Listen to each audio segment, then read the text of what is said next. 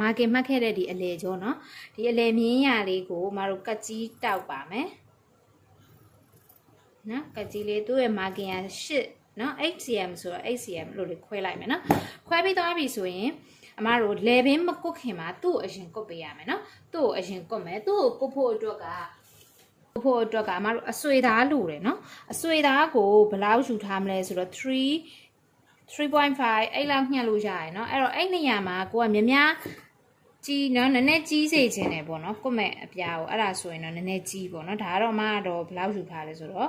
3cm အပြားယူထားเนาะအဲ့တော့3.5ယူလို့ရတယ်เนาะအဲ့ဒါပြီးသွားပြီဆိုရင်အမတို့ကဓာလေးကဒီလိုလေးခောက်မှာဟုတ်ပြီเนาะဒီလိုလေးနှစ်ပြန်ခောက်မှာအဲ့တော့ဒီမှာဆိုရင် 0.5 လောက်ပေါ့เนาะ 0.5 လောက်လေအမတို့ဒီမှာခောက်လိုက်မယ်ပေါ့เนาะဒါကလေဟိုအရန်အရှိကြီးတော့မလို့เนาะဒါကြီးကကျိုးအရှိတခါလေးညှက်ထားလိုက်တာ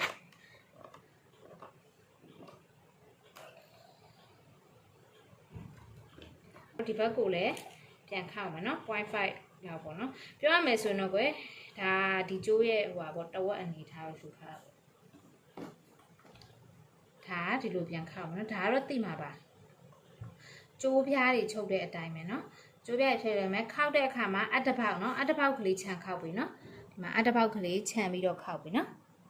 ဟိုကွက်တီဒီလိုယူမခောက်နဲ့เนาะအတ္တပေါက်လေးခြံပြီးတော့ခောက်ပြီရှယ်အင်ကြီးရဲ့လက်ထောက်ခောက်လက်ထောက်တွေမှာချုပ်တဲ့အတိုင်းလေးပဲသွားမယ်เนาะဒါလေးရလေ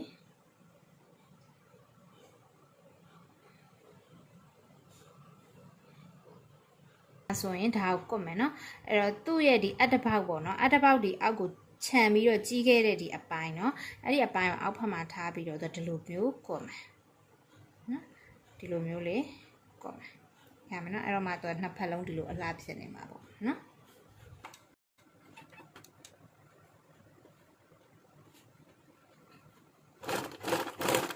အဲ့ဒါကလေရှက်အင်ကြီးပေါ့နော်မိမကွေးရှက်အင်ကြီးလေးရဲ့ဒီလက်ထောက်ပေါ့နော်အဲ့ဒီအတွက်လည်းသုံးတယ်နော်လက်ထောက်အနေမှာနေရာလေးအဲ့လိုလေးခွဲတယ်နော်ဒီတိုင်းပဲပေါ့နော်ဒီတိုင်းလေးထည့်ပါမယ်နော်ဒီထည့်အဲ့တော့ကွက်တဲ့အကျိုးကအဆွေးဖြစ်ရမယ်ဒီတိုင်းလေးမှထည့်ပါမယ်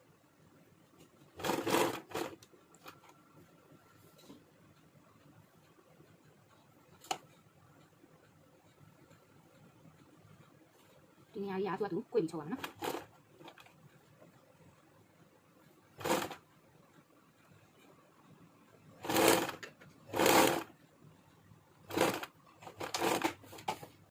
မှာဆိုရင်ဒါမှတို့ဒီလိုမျိုးဖြစ်သွားတယ်ကွတ်လိုက်တော့เนาะအဲ့တော့ဒီနေရာမှာဆိုရင်ဒါက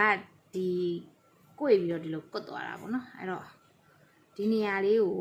မလှပတ်เนาะဒါမလှပတ်ဟုတ်လားမဟုတ် sorry ဒီမှာမလှပတ်က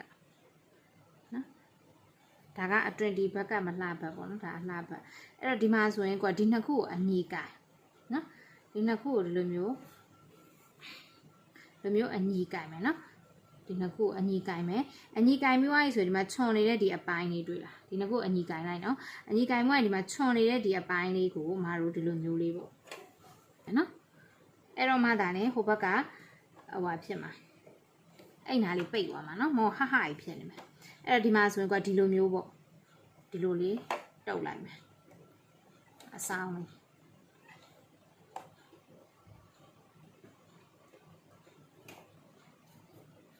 အညီကိုင်ပြီးမှလုံတော့မဟုတ်တချမ်းတူတချမ်းရှိဖြစ်သွားမှာနော်